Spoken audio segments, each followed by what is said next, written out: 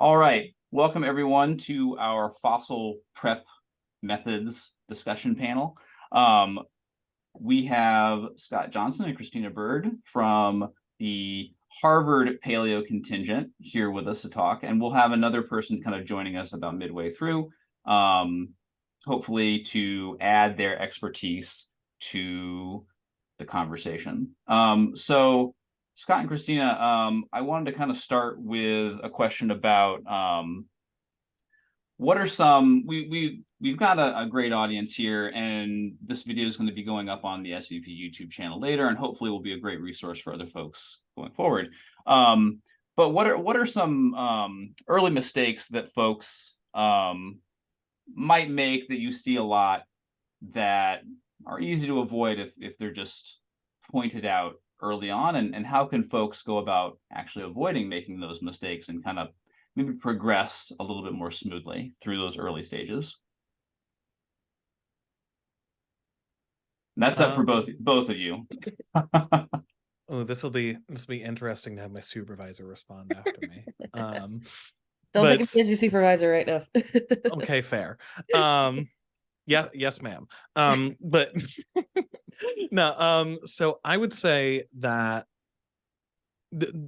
answering both of those kind of go hand in hand, in that the biggest mistakes that I see people doing that are really easy to avoid is essentially just under the broad umbrella of working too fast. That I remember back at Michigan, Bill Sanders used to always say that there's two ways to do fossil prep. There's the fast way and the correct way.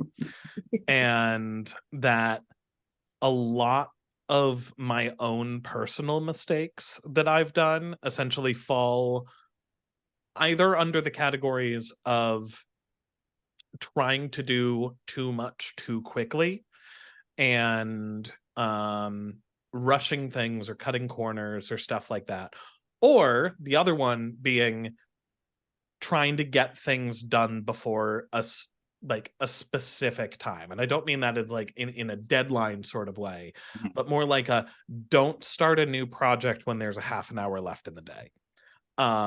Like most of my mistakes that I've done in the past like 5-6 years of doing fossil prep have always been like in about the last half hour or 45 minutes of the day.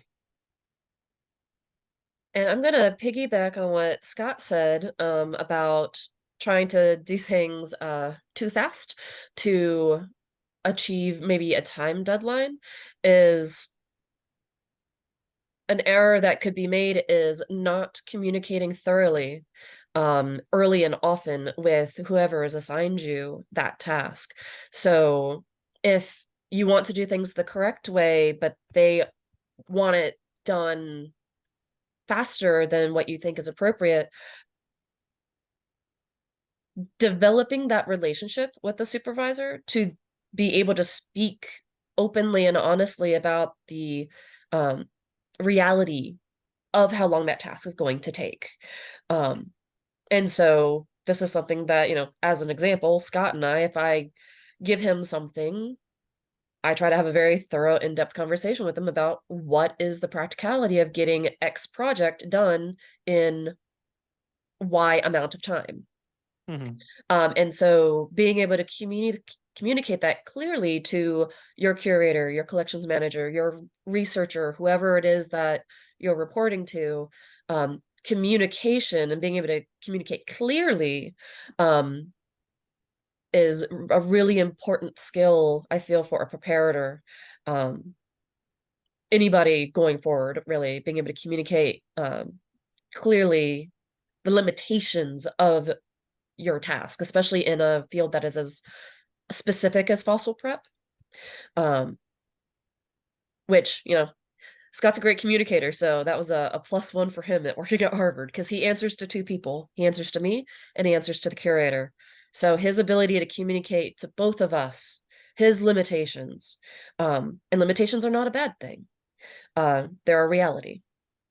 So recognizing that and learning how to work around that is really important. So I see you've got a question in the chat, but really quick, I want to build on something that you both are kind of talking about, which is the necessity of communication skills. And I feel like sometimes in these in vert paleo, and I'm sure other scientific fields, some of the technical skills get a lot of spotlight, and for good reason. They're important. You need to know how to do things in order to complete these tasks. But what are some good skills that a preparator, we're already talking about communication, what are some other good skills that a preparator needs that don't actually involve preparing fossils? I would say that the biggest one is patience. Getting tied in with this, the whole thing there of just like, hey, don't rush things and stuff. But yeah, if it's not communication, which communication would be number one, that like, and to kind of slightly answer or address part of the question that Dara just put in chat of what to do if someone isn't responsive to your limitations. I've at least personally found that people are more responsive to limitations if you have a good frequency of communication. If you are, even if, like, we all know fossil prep projects can take really, really, really, really, really long times. I have a project that I've been working, granted, off and on, for a while, that's been sitting in the prep lab for like a year and a half now. And granted, it keeps very much routinely getting thrown on the back burner. But communication of like, this is the project, words. Speaking of communication, we just said I was good at that, but I can't speak. Take two. That being able to say like, hey, I worked on this, these were the difficulties I had, this is how I got around those, on a routine basis. Like it's part of the reason why even though the fossil prep lab is on a different floor from the collection space where everybody else in VP works, and it's actually in a different building from where our curator works, I always start my mornings down in the collection space with everybody else, so I can have those opportunities to, even outside of a formal meeting or an email or a Slack message or something like that, just be able to tell Christina that it was just like, hey, like, I was working on this the other day, like this bit broke, that found a fit on this, working on this, sort of stuff like that, just to like, so people have pulses on how things are going, is beneficial. But other than that, yeah, it's patience, it's like being able to work with people, because even though I work by myself in a basement behind like several sets of locked doors, being able to work with people and like have that level of social interaction there is probably what I would actually attribute as my biggest strength in being a fossil preparator, that like has absolutely nothing to do with putting tool to specimen or anything like that. You're right. And then I'm gonna pair that. I'm gonna actually, in my personal opinion, this sits at an equal level as to the one you pointed out, documentation. Because, and this also, Dara, kind of addresses your question, and I feel like we've had a similar conversation in the past, actually, about documentation. In the prep lab, so when Scott and I have our meetings about his progress on whatever, I'm taking a lot of notes. He's taking notes. He's sharing his notes with me from the prep logs. And then anytime you have somebody who's not responsive to your limitations, if you've had a conversation with somebody who's, not showing support, follow up with an email. Put it into writing that you've had this conversation. Get their confirmation that they understand that if they really, really, really want you to do something that is going to cause damage to the specimen, despite your best judgment, you got to get it in writing that they are okay with that thing potentially getting destroyed in the worst case scenario. But documentation is not just for the specimen's sake, but it's also for your sake. So you can go back and say, hey, you told me to do this thing. I gave you these warnings, and unfortunately, this is how it turned out. Now, in the best situations, the person would eventually come around, given whatever evidence you may cite, as to what can happen when one's limitations can't be respected because of whatever deadline or preference for being able to see a part of a specimen. It's hard because working with people is honestly one of the hardest thing of working in a museum. There's lots of different personalities.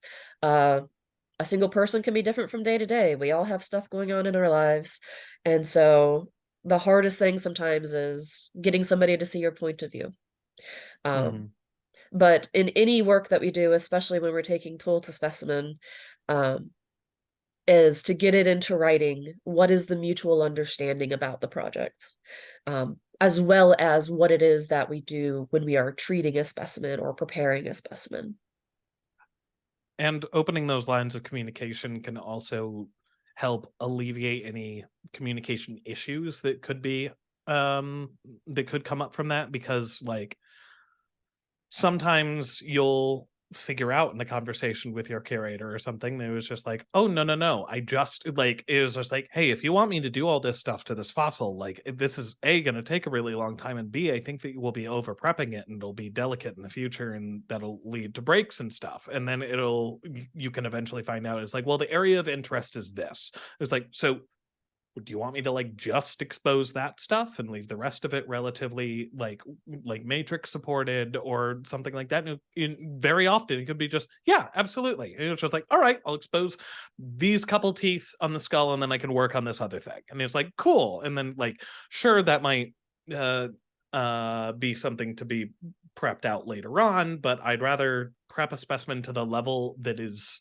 to the like lowest level, not the lowest level, the minimal amount possible, because having something supported by matrix is a lot of times a bit better for the specimen than over prep something because it was just given to me for whatever reason. And just having those conversations of like, what do you want this final product to be? What do you want? What do you actually want out of this? What can I do to best alleviate the concerns that you might have or help support your research interests or stuff like that? On the line of documentation as well, be open to different softwares to help communicate. So Scott mentioned earlier how he and I work on different floors and our curator works in a different building. And so we are utilizing software that is provided through the university. We use Microsoft SharePoint, no, OneNote and SharePoint. We use the Microsoft suite. And so we have these shared notebooks for communicating weekly and monthly progress on projects. Scott's got a list of projects and he keeps it prioritized so the curator can see at any moment's notice what's happening in the prep lab. And I can see it too. And so when we have our meetings, I can kind of look and see what's he done in the last couple of weeks. So I guess another thing to address David's question of things to learn, be open to the softwares for teamwork. Even if you're at a small institution and say you're in a situation where you are all the hats, you still have to talk to somebody above you, be it a director or colleagues at another institution. Be aware of those collaborative tools that might be available to you. So I want to, for the students watching this, students, early career folks, especially watching this now or in the future, I know we actually haven't talked a lot about doing prep, and that's on purpose. In making this a really as complete as possible of media resource, we are going to be talking a good deal about other components of doing prep as a career that are maybe not necessarily the physical act of cleaning fossils off, but we will get to that. I promise that will be a part of this. So I wanted to kind of build on this area a bit more, though. Obviously, prep is a very popular thing within broader paleontology as a career field. But as I'm sure you're both explicitly aware of, is with any other career in paleo, there's a pretty limited number of sustainably paying jobs available at any given time. obviously there's a lot more opportunities, especially for doing volunteer work. And that's obviously great. We really value our prep volunteers and the contributions they make. But how would you each recommend folks getting like a resume built up so that they can make themselves as competitive as possible if they see one of those jobs come up and they want to apply for it? Well, I would Christina, I think you should probably take this, given that you were the one that hired me. So to my first go-to anytime I'm giving advice to somebody who might want to be a preparator, is to basically I share with them a PDF. Hi, Jen. A PDF that was made by SVP called the Fossil Preparators Core Competencies. And that's a list of like, what is it, like 14 topics. And it basically goes through, these are the main topics that you should have a pretty solid understanding of. So an understanding of specimens as biological objects, as geological objects, understanding about the use and purposes of different adhesives. And these are all competencies that you don't have to be in a prep lab per se to learn all of them. Some of them, yes, but others of them, no, like understanding specimens as biological organisms, geological organisms. Those are classes that could be taken at a college level. There's also videos that were prepared by the Association for Materials and Methods in Paleontology, where there was I guess it was a symposium or something, and they recorded lectures about each of these topics that you can find it on the AMP YouTube page. And so basically go through those core competencies and try to fill them in. So when we were hiring for the open VP preparator position, of the hiring committee at the MCZ, I was the only one who had any prep experience at that point in time. And so I shared with the hiring committee that PDF, and I explained to them, this is what SVP kind of, being a VP department, let's use a document created by our society to guide our hiring. And so I shared that and explained it to the hiring committee and said, these are the competencies we should be looking for in our future preparator. And maybe you don't have all of them, but try to get as many as you can. Because like, if you can have just a little bit of everything and be a master in some, that's awesome. That's better than just having a couple of competencies and most of none of the rest. So have those competencies, let that guide your education, find opportunities. You can even get some of these core competencies in a collections setting. So maybe you have more access to a collection and not a lab, because maybe they have a collections person, but not a preparator. Maybe you're in a modern collection. So like my grad school didn't have a paleo collection in their museum. It was purely a modern museum, tiny little thing. But I got georeferencing experience. I got some specimen prep experience. Thank you, Patrick, for putting that into the chat, the PDF with the competencies. If you haven't seen that and you're an aspiring preparator, please download that and give it a read. And even if you're not a preparator and you want to go into collections, also give it a read. I find that this core competencies, there's a lot of overlap with the collections world, especially with the conservation work that we have to do on the collection side as well. Because we have to take care of these historical things. So knowing something about adhesives is really helpful. So I've, as a collections person, have tried to learn as many of these core competencies as possible, even though I am not a preparator at this time. I'm going to interject real quick and just please introduce Jennifer Cavin, who's joined us, another one of our panelists from the John Day Fossil Beds. Will be helping answer some of these burning questions in fossil preparation with us during this event. So actually, David, if you want to reiterate your question again, sure. Jen may have some insight on this topic as well. Yeah, so the question we're dealing with right now is prep is a popular career field area within paleo, but as we know, there are a limited number of sustainably paying jobs at all, especially ones that are available at any given time that might be hiring.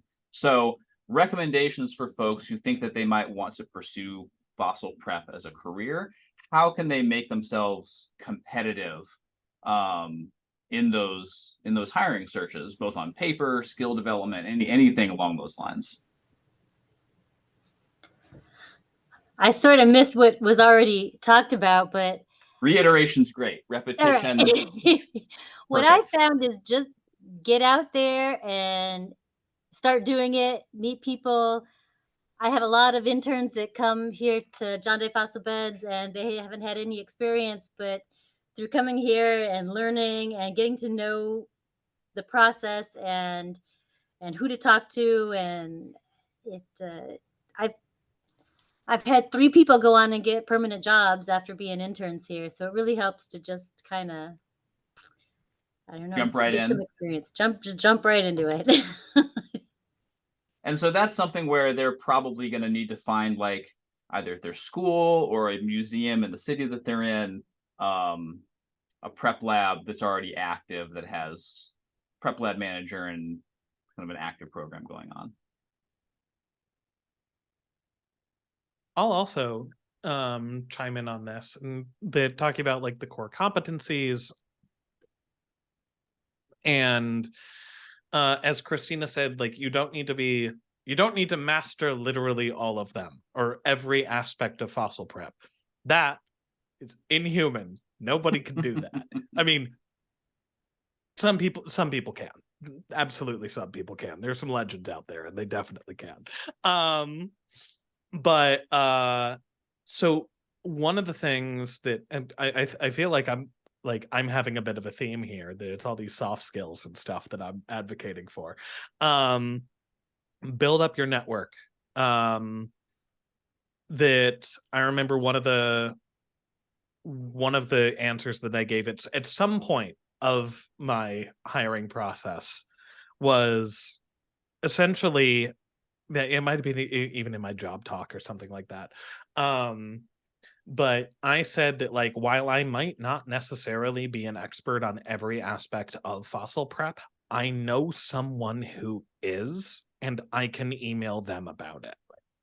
That if I need a hand on these other areas of things that I don't really know that much about, I know the resources and I know the people who I can talk to, of just like, hey, I'm not really feeling like I think I might, like, this might need some chemical prep. It's like, oh, let me shoot off an email and give myself a bit of a refresher on that, because I barely ever use chemical prep. Or like, oh man, like I feel like I need to use an air, like an aerobrator might be really nice on this specimen. Oh man, it's been like 6-7 years since I've used an aerobrator. Let me call somebody up and just go, hey, want to give me a refresher on how this thing works again? So having those networks, being a part of the prep list, stuff like that, where you can just ask questions of other preparators,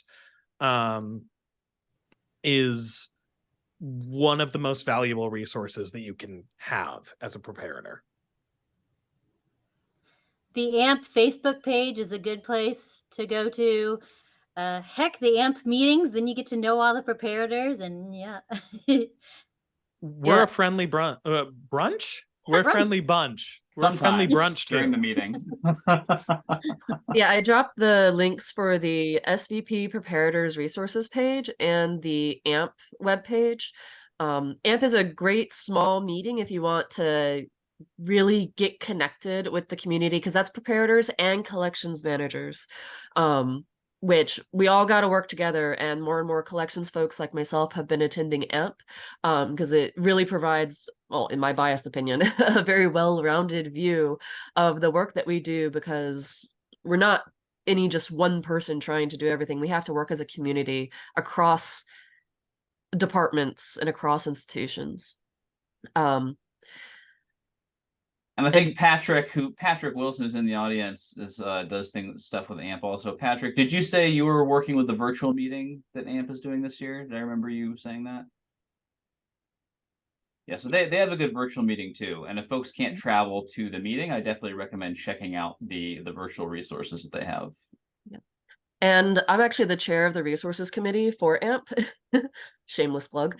And I've actually been trying to work to make those resources easier and more accessible. So hopefully some new changes to the website in the near future.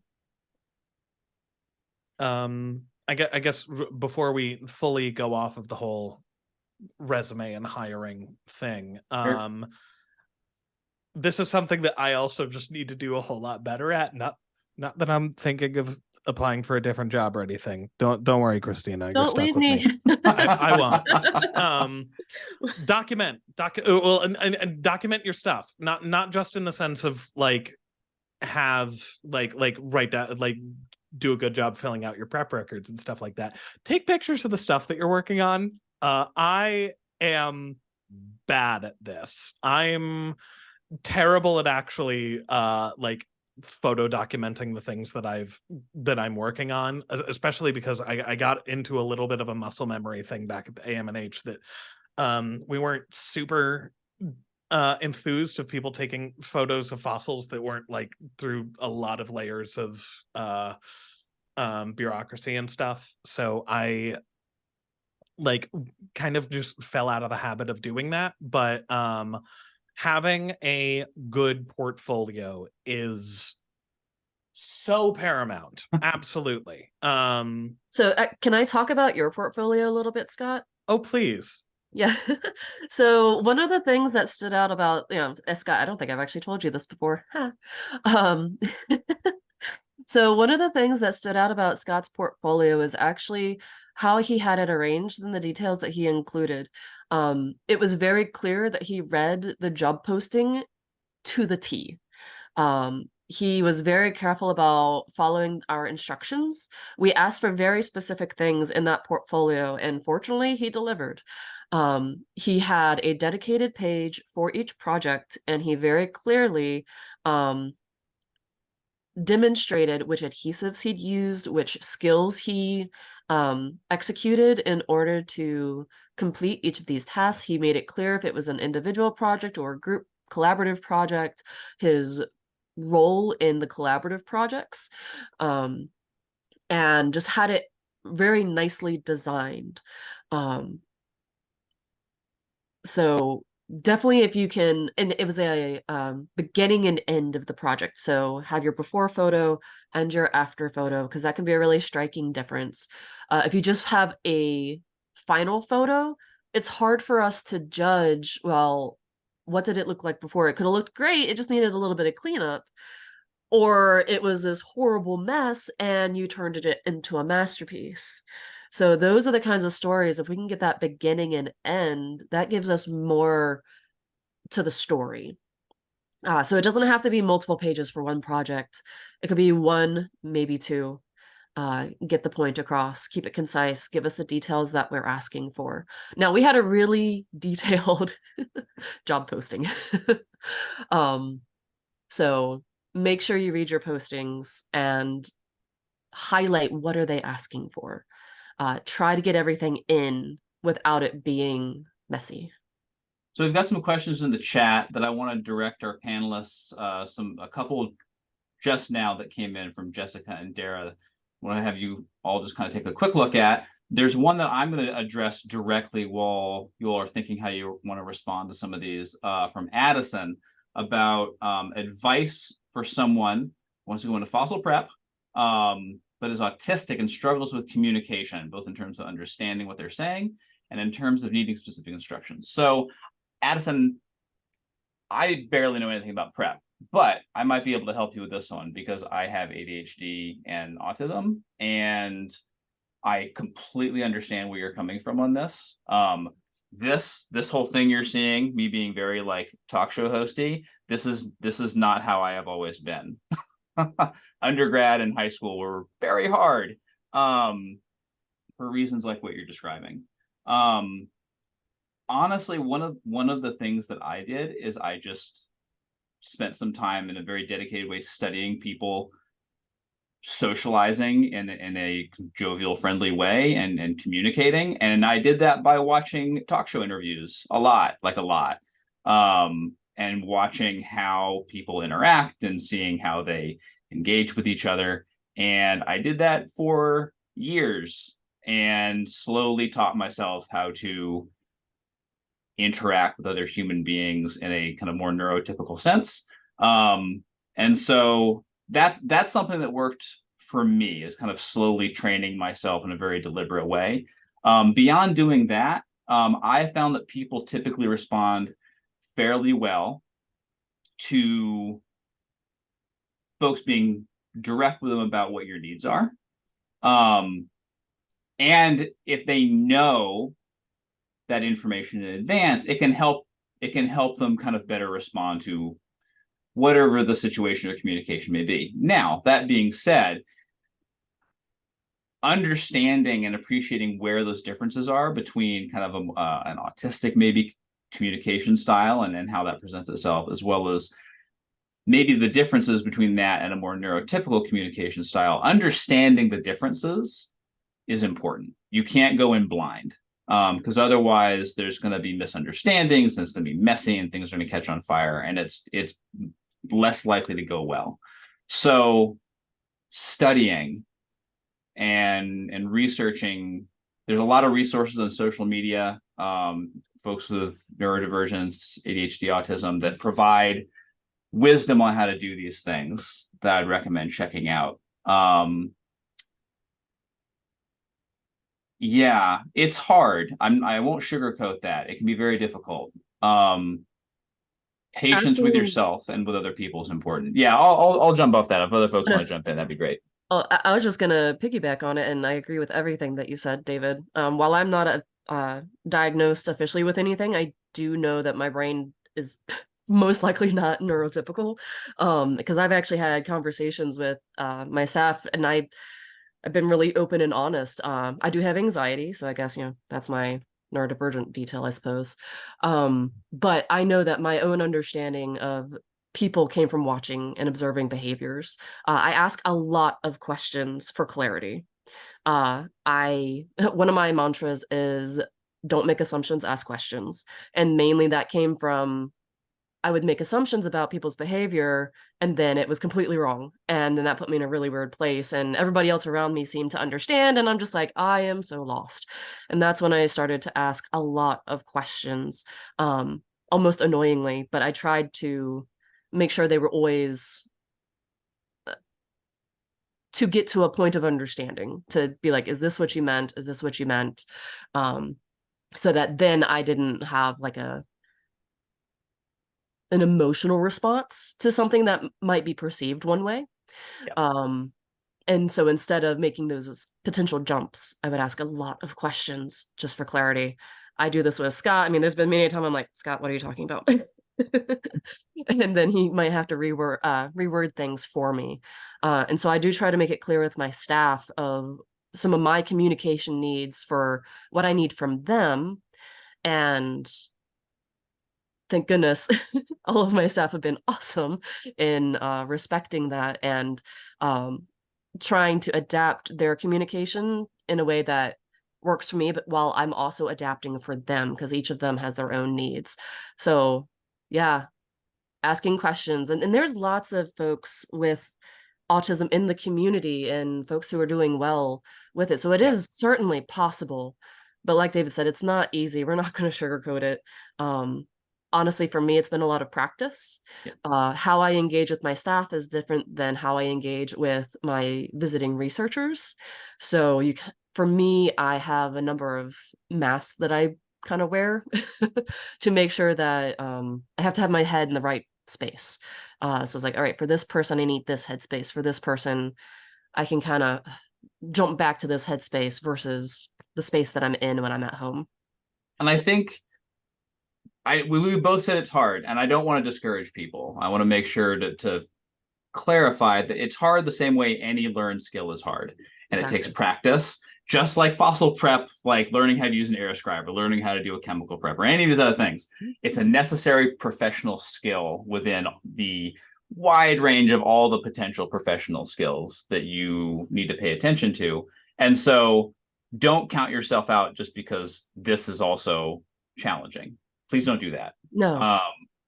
toolkits. We all have our toolkits, because I think, David, I may have talked to you about this, and was like, you have your own toolkit for how you work through your ADHD and autism. And so I have my toolkit. So I have to have I practice the headspace I have to be in to work with people. So learn about yourself. Introspection is a lot of what I do, and trying to understand myself and how other people react to me, and just trying to figure out what is my toolkit necessary for engaging with different people in my community. Because especially with being at a large institution like the MCZ and Harvard as a whole, that was a big jump from being in a small town like Hayes, Kansas, where I was before, or over in Virginia at the Virginia Museum, where I went from small cities to great big. So my toolkits in a smaller city were different than the toolkit I've had to learn brand new while up here in Boston. So even I just wanted to make sure we're getting over to Jessica's question about examples of portfolios online. I guess that AMP is maybe a good place to start for that. I don't Jen, think you're muted. Yeah, I don't know if we have any, but no. I know who to talk to see about getting that on there. I think we would have to talk to some preparators like Scott. I still have a copy of yours. So to do see I. if we can have permission to post them and share them. But that's also something that we can talk about, because I'm the chair of resources, so I can talk to the board about that. I know. I just threw my email in the chat. Feel free to email me and I can send you a copy as well. I know there are some like graduate student like PI labs where they will take successful grant applications and things like that and just make a pool of like, here's all the applications to this grant that have come out of our lab, and then they tag the ones that were funded. And that way in the future, when people want to see examples of like, see good examples, especially, that they can go and like look at structure, look at content and all this other stuff. And I don't know, maybe if that's something that any of these fossil prep relevant organizations have folks that are willing to provide something so personal as that information for other folks to page through, might be valuable. I can at least take a look through mine and see if I can maybe redact some photos, because that's the other issue, is that a lot of the times the things, and I know that personally some of the things I'm most proud of are things that are not published yet, and having and showing around unpublished photos on things. Like, I mean, hell, I asked John Flynn for permission to use some of the stuff in my portfolio. That was like, hey, John, can I show this? And he was like, absolutely. So, well, yeah. we could also use your portfolio almost like a template. So we could say, you know, here's an example template of a successful portfolio, and say before photo, after photo, list of adhesives. And maybe for the stuff that's text-based, we could provide some examples for how that portion was written. But we can just say, you know, this is a photo of a before, and not actually put any photos in there. Yes. Just a picture of a rock, picture of the whole animal. Just, that's how it works. So we've got a question from Dara, which I think is a great one that we should address. What would you say to students who are lower income and don't have the ability to take time off to volunteer or take a low-paid internship, or possibly to travel? I'll add that on to Dara's question, as I know that is something that can be prohibitive to students. This is the biggest thing that I do not like about fossil prep, is that the fact that, like, I got my start volunteering in a university prep lab. Most people who I know got their start volunteering at their local prep labs. Even most people who I know who aren't in fossil prep got their start volunteering at the local prep labs, because we've kind of made this like economy where you have to pay your sweat equity. You have to start off and you need to volunteer at these places to get your foot in the door, get your name known, and then you can once you're like start having your stuff shared around a little bit, then you could go on to things that actually start to pay some. And that enforces the fact that a lot of people in paleontology look like me. A lot of the like I know for a fact I wouldn't have gotten my job at the American Museum of Natural History if I wasn't 24 with a decade of fossil prep experience, almost all of which was unpaid or functionally unpaid. And I couldn't have done that if my family wasn't wealthy enough that I didn't need to get a summer job. I didn't need to help pay for things around the house. I could afford to work for nothing or next to nothing to be able to set myself up for the job that I have now. And that is unrealistic for almost everybody. And so I would say that it's less of a thing to say to students specifically and more of something that in your lab that you need to work on helping to alleviate. And by that I don't mean like try harder, like do better, look in your couch cushions and stuff. I mean apply for some grants, and recommend that recommend that people apply for like the Futures Award and stuff like that. It is specifically to do undergraduate work, like undergraduate summer work. And we're having a fundraiser for that tomorrow. Little sneaky plug, because it's really important to open these doors for more people that can't just afford to work for free. So like maybe even at your institution, bringing it up with grant organizations, curators, stuff like that. The Preparators Grant. Yeah, that's another big one. Thanks, Christina. Like being able to vouch for the importance of doing this is something that I am incredibly passionate about. Christina knows that we've had so many conversations about doing this and stuff, because Harvard has a lot of rules and stuff. Hey, who would have guessed? But yeah, it's something that is unfortunately really, really, really like deeply ingrained in how fossil prep works.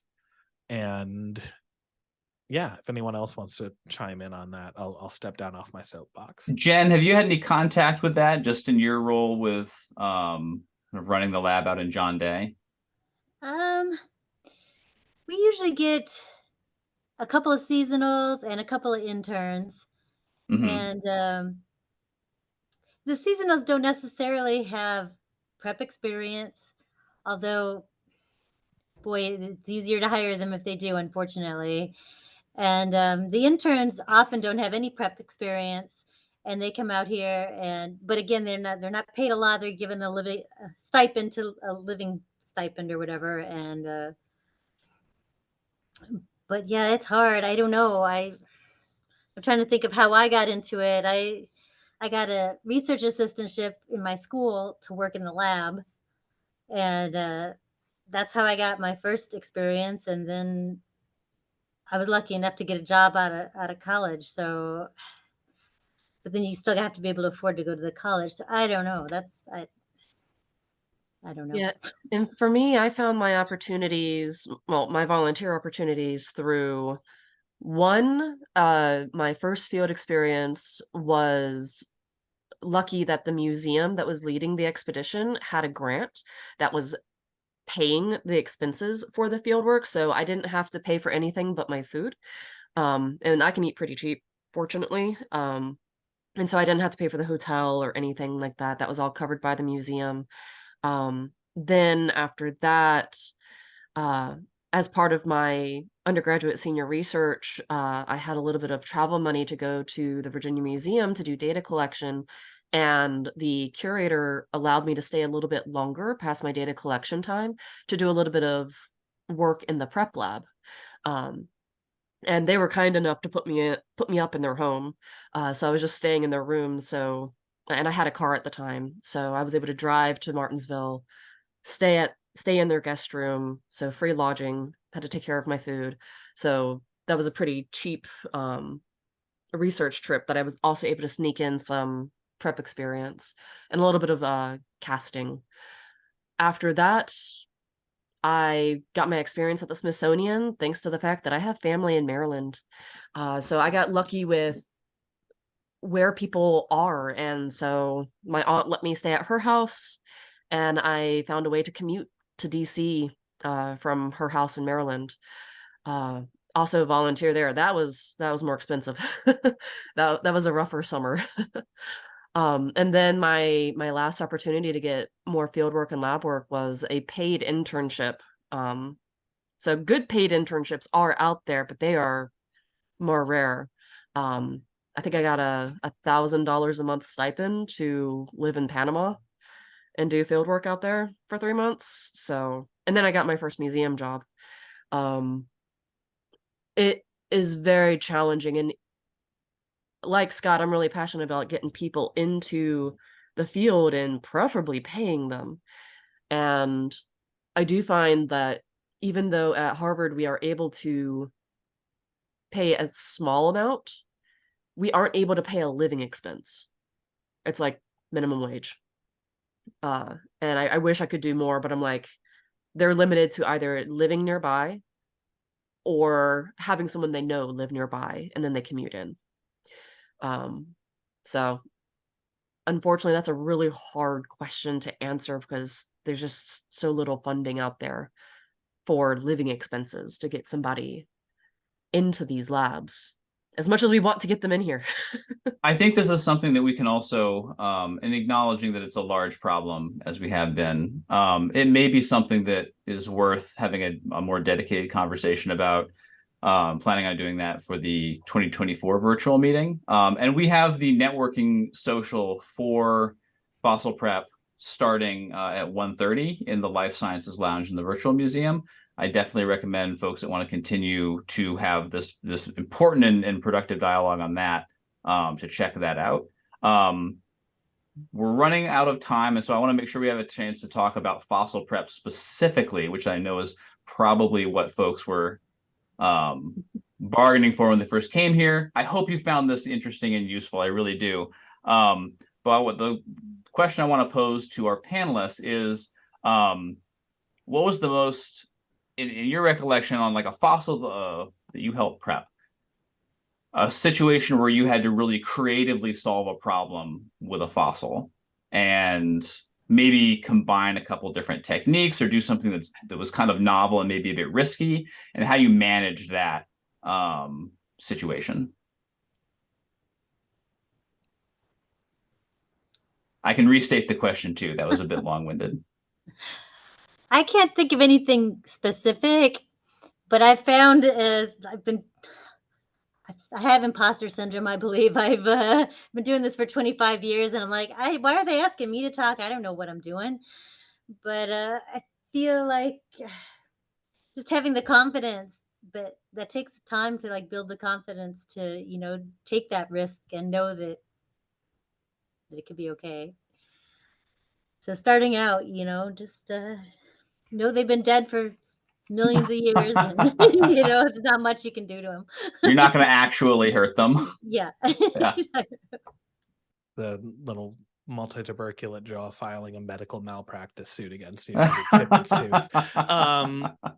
No, I would say that there's a lot of fossils that I've worked on that I've found like being a little bit outside the box has helped. That especially like at Harvard, I've had a lot of times where like we haven't had the exact materials that I was used to working with on hand, and I only realized that we didn't have them on hand when I was trying to do something that I hadn't done before. And there's a lot of times where I've like talked to Christina afterwards, or like I'll be, Christina can very much attest. I've come down with like a big big grin on my face and like, hey, Christina, look what I just did. So many times, because it's just like, oh, I was looking to find like use some of this stuff. We didn't have that. And I didn't think about ordering it before we were doing this project because I was just used to having it. But like, well, we can order it in the next shipment. That's fine. But in the meantime, so I saw that we had ethafoam and we had these really long automotive zip ties, and we had these other things. I'm feeling like MacGyver, and I'm like gluing stuff together and zip tying things together and stuff. I'm just like, look what I did. And I have a like skull that's like tipped up on the end, and it's all nicely cradled all around with like having ethafoam like be like supporting it the whole way around and stuff. And I'm just like, yeah. Things like that. It's just kind of like, if you have a good supply of other materials, that's one of the things that was that I love about this lab, is that we have a really, really good selection of like hardware and other just random like machine shop stuff around, that if you come up against a problem and you essentially know the constituent parts of what you are trying to solve, a lot of the time you can kind of think your way through how to solve it. Like this one in particular was, so to give a little bit of a background on this, I was trying to mold the back part of an amphibian skull, and I wanted to start with the back first because it was the bit that was that had the most delicate parts on it, and I was going to like have everything else based around that one part that I wanted to get done first. But I had to have this skull that's like this long, tipped up on its nose in a way that would hold it for a long time while I molded it, and it wouldn't break. So that was what ended up me using all of this ethafoam and zip ties to hold the whole thing together, and it was perfect, and nothing broke, and it held everything in place while I was working on it. And but yeah, and I've had so many other times working at the AMNH that I've done similar things. This also comes back to talk with other people, just have conversations with other preparators, and just be like, I'm working on this thing, and like I have this problem and something like that. Like two heads are so much better than one. There were so many times working at the AMNH that I would just be like complaining about something to Amy or Vern, and they would go like, oh, have you tried this, or what about this? And I'd be like, I didn't think about that. And then I do it, and it would work, and it would be great. And if you've got other labs in your institution, like, so we've got like what's 8, 9 departments at the MCZ. Yeah. We've got other folks that we can go talk to and be like, can you take a look at this thing and give your 2 cents on it? And sometimes they'll mention an idea. This is like, that's so off the wall, it might just work. So sometimes you have to kind of step outside of your own discipline and get a different perspective entirely. Some of the most interesting ideas that I'd never considered and had never heard from the community before, even for collections things, some of the most wild but ingenious ideas came from non-paleo collections folk. So we've also at Harvard had a recent example of that happening in the opposite direction of our mammalogy curator, or not curator, collections manager knocking on my door and just going, Scott, I have this problem, and I noticed that it's probably similar to a problem that you've had. How do you solve this? So that was just like, oh, we use this material. And like, I never would have thought of that. It was they had an issue with some of their mounted skeletons that are like, it's Harvard, very old, like 150 plus years old, that are just like slumping over and falling over and stuff. And it's just like, how do you keep delicate things standing upright? And I was just like, well, I'm not really too concerned with aesthetics for a lot of the things that I do, but I use, like, sometimes I'll make support scaffolding out of this dense hard like insulation foam. It's super cheap, it cuts really easily, you can break it off super easy, and I'll just make little like things with that. And he was like, wait, what? And I gave him a couple pieces of scrap stuff that we had, and he was like, this is perfect. It's also ugly enough that we could hopefully have the like director of the museum see it, say, wow, that looks terrible, and buy us better material. I was like, yeah. Sometimes you got to do what you got to do to make right. Kind of comes back to those limitations. It's like, look at this limitation we have. Mm-hmm. we need your help doing something about it. Did we get all the questions from the chat? I think so. And I think Jen had a good point here about if you're in a place where you don't have a lot of other folks you can necessarily go talk to specifically about prep, it can still be helpful to get other brains involved. Even if it's just the smallest little helpful bit of insight about something can really have a big impact on changing the way you're looking at a problem. Something that I wanted to add to this part of the conversation, especially to our maybe our younger audience members seeing this now or in the future, a really important skill, regardless of career area, is that sometimes, not all the time, if you need help, you should ask for it. You really Yes. should. But sometimes you have to solve your own problem in a thorough, creative way. Like if there's something where it's your job to figure out how to fix that problem, that means you're gonna have to talk to a bunch of people. It's gonna take time to solve that problem. You might not be able to solve it immediately. You might have to go do a lot of reading. It might not be a problem that your supervisor knows how to solve. They might be like, yeah, it's a great question. I don't know. And in that case, having the skills to go and collect related little bits of information and kind of, much like a fossil, glue them all together until you get something that's workable is a really good skill to develop, as opposed to being like, clearly somebody else out there must already know the exact answer that I need. Being able to associate information and problem solve in that way on the fly can be really important. And also to piggyback off of that and tie everything back into other threads that we've had going throughout this whole thing, you might have already solved this problem previously in your work. And if you document and take good notes on your stuff, you can go back and use yourself as a consultant on some of these things and just go like, wait a minute, how did I solve this problem before? I've done this in the past. That was something that we did with, we had this big plesiosaur that came in that was in an old exhibit mount that we had to disassemble in a loading dock and get into the building and stuff. And I was like, hang on, we did basically the same thing back when I was at Michigan, except it was with an Edmontosaurus. What did we use for that? And like checked back through and looked at all of the past tools and stuff, and also chatted with Bill because he was the head of that project and was able to come up with a full list of all the equipment that we used.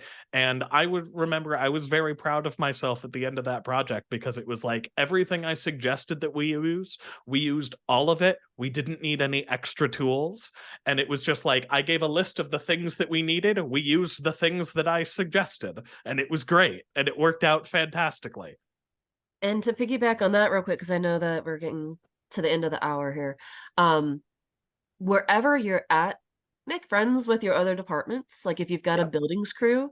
So for that project that Scott and I worked on with that plesiosaur, we actually borrowed equipment. And we worked with the buildings operations staff at our institution in order to make that project feasible. And so, you know, we kind of became friends with like the head of buildings ops and they helped us with the hardware, so that like hardware that maybe we would use just for that project, they just lent it to us, and then we just paid for the extra blades that we were going to have to run through because it was a lot of cutting. And so there are ways to kind of cut your costs and cut down on the bulk of random things that are going to be one-time use, even though they may have a long shelf life, like whatever that saw was that we used. But that thing was massive, and we don't have a massive lab. Yeah, the Sawzall. Yeah.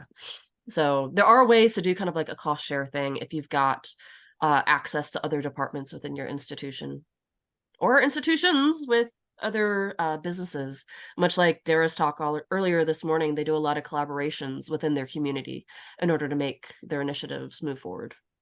Jen, I was hoping we could kind of close out the questions here with you talking a bit about maybe differences in conditions and experience in doing prep within the National Park Service where you're located versus maybe at a museum or a university institution.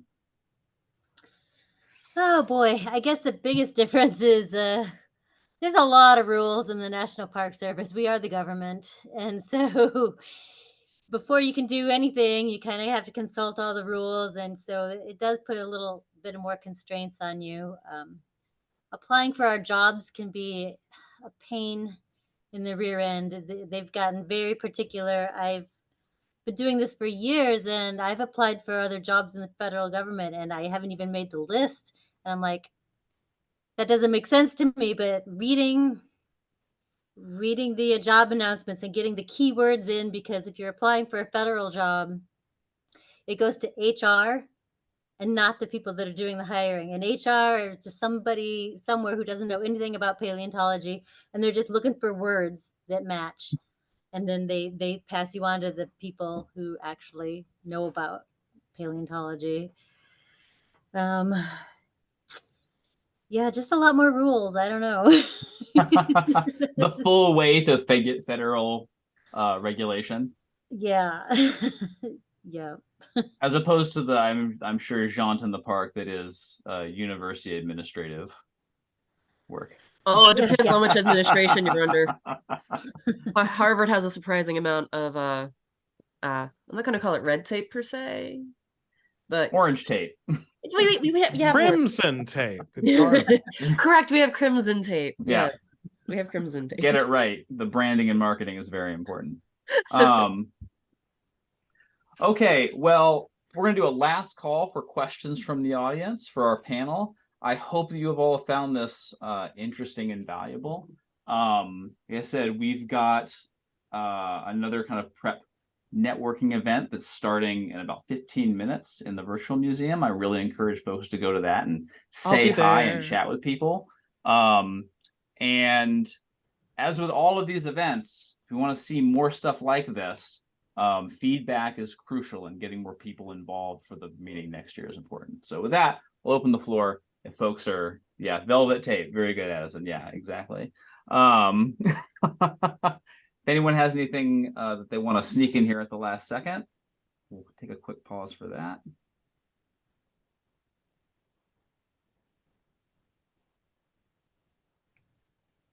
And I'll make sure to try to talk with our panel before I get the video of this put up on YouTube and try to get those. I think the links will be recorded in the chat, but if they're not, I'll try to get those added to the video description.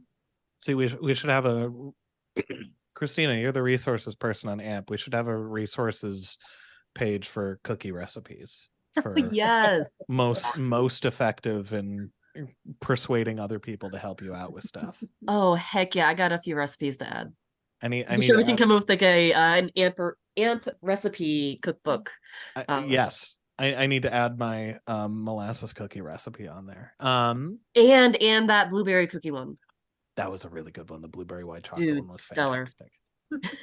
And real quick, I'm gonna promo that Scott will also be appearing during the Skeleton Crew discussion panel happening at 5:30 p.m. Central Time today. Remember, all of our events are in Central Time. I've screwed that up a couple times. You're not the only one. Don't you worry. Addison, the question that you put into the chat, if you could email that to one of us, I feel like that's or like to me even. Heck, I'll throw my email in here real quick. I feel like that's a very good question, and I'm hoping that I can find some good resources for you. Thanks, Christina. Mm-hmm. All right, I'm going to stop the recording. We're going to shut this down. Thank you, everyone, for coming, and thank you to our panelists for all of their excellent and helpful information about prep careers as well as methods. And with that, we'll see you all around the museum.